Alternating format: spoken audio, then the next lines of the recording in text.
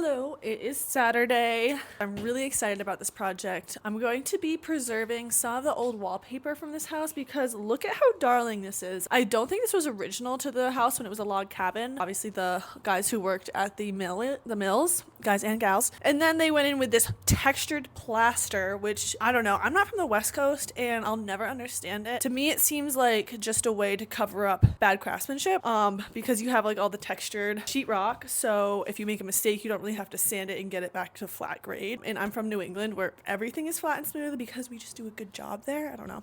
So anyways, I want to cut some of this out and then eventually once the house is done, when that happens, get this framed just to keep a little bit of the history of the house because I do have to take out so much of the original sheathing. I do want to preserve some of the historic features of the house. You know, so many people have lived here and I want to kind of pay homage to that. Today I'm going to be cutting this out and then I want to take up the subfloor in the bathroom, prep the rest of the walls for the electrical rough-in.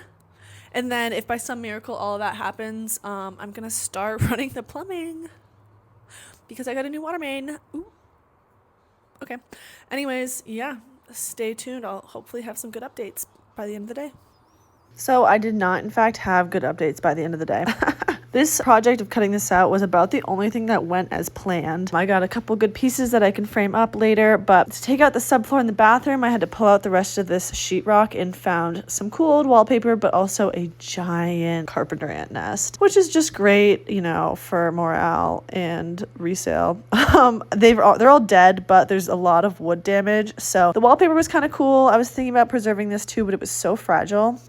And these carpenter ants are crazy. I mean, also crazy that I'm touching this with my bare hand, but the way that they burrow into this wood is so interesting. If anyone knows about why they burrow in this pattern, please let me know. I could not stop staring at it.